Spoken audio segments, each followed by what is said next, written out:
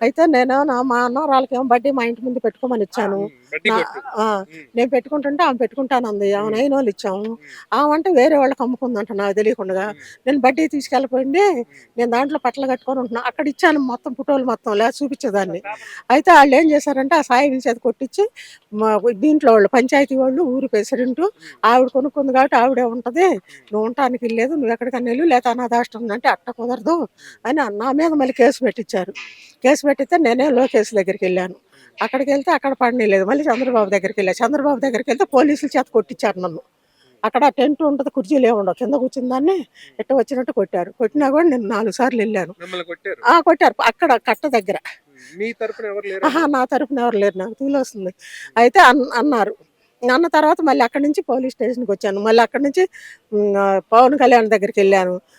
ఇక్కడికి చానా సార్లొచ్చా. ఓ 10 సార్లు దాకా. అక్కడికెళ్ళాను. ఆర్‌డో ఆఫీస్‌కెళ్ళాను. అసలు ఎప్పటి నుంచి తిరుగుతున్నారు మీరు? ఇప్పుడు 8 నెలలు ఇది జరగడం 2 సంవత్సరాల నుంచి. హ్మ్. పడేసింది బడ్డీ పడేసి నేలమట్టం చేసి రూ. 50,000 దాంట్లో పట్టీలు అయన్నీ ఉండి తీసుకెళ్ళింది 8 నెలల క్రితం. హ్మ్. సీఐ ఏం చేశాడు నెట్టి బయటికి లాగి పారనిచ్చాడు. హ్మ్. అయినా కూడా పోనీ నా కాలువ కాడ కూర్చున్నాను. అంజీ సీఏ, శ్రీనివాస్ సీఏ, హ్మ్. ఎస్ఐ హ్మ్.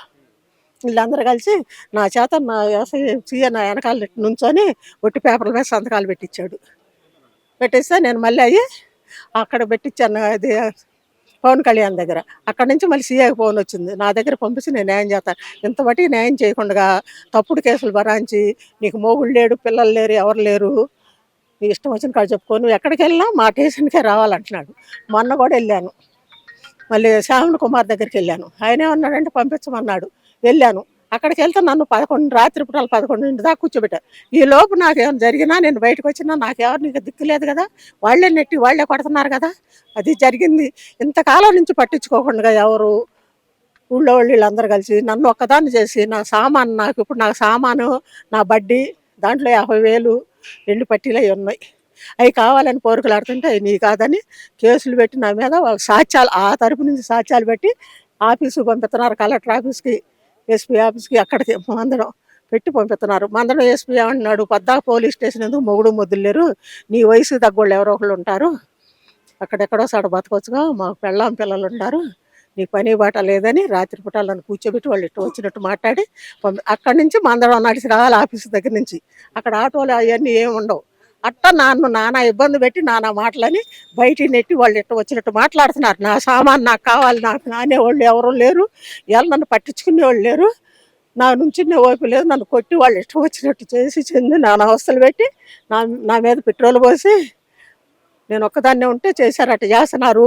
ఇవాళ పంచాయతీ వాళ్ళు, రాయపూడి ప్రెసిడెంటు, తుళ్ళూరు సీఏ, హ్మ్, ఎస్ఐఆర్ రైటరు వీళ్ళందరూ కలిసి వాళ్ళు ఇష్టం వచ్చినట్టు ఇబ్బందులు పెట్టి తిండి తిప్పలు లేకుండా ససనా నాకు పింఛన్ వస్తుంది. ఇంక అంతకంటే నాకు ఏరే గత్యంతరం లేదు. హ్మ్. అన్నీ మా మనవరాలకి పెట్టాను. హ్మ్. అల్లుడు, మేనల్లుడు, అన్న కొడుకు తిన్నారు.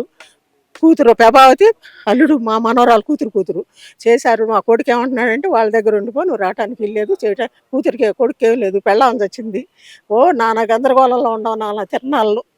అది ఆ ఫోటోలన్నీ అక్కడ ఇచ్చాను లాగా చూపించేదాన్ని ఇప్పుడు నీకు.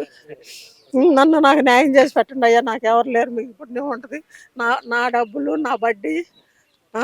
నాకు ఇప్పించి ఆ స్టేషన్‌లో పోకుండా నన్ను చూడండి. నేను స్టేషన్‌లో పోతే వాళ్ళు ఇష్టం వచ్చినట్టు అంటున్నారు. ఏది పడితే వాళ్ళు మాట్లాడుతున్నారు. నన్ను కూర్చోబెడతావేంది దొంగదానిలాగా, అంతకురాలులాగా. ఆ! నా అనేవాళ్ళు ఎవరు లేరయ్యా. అయ్యా అయ్యా మీ పుణ్యం ఉంటది. ఎన్నో సార్లు తిరిగా. మహిళా పోలీస్ దగ్గరికి కూడా వెళ్ళాను. ఎన్ని చోట్ల తిరుగుతానే ఉండే 8 నెలల నుంచి ఎక్కడికి అక్కడికని ఊరి పెద్ద మనుషుల దగ్గరికని ఎక్కడ పోయినా నాది అవ్వలేదయ్యా.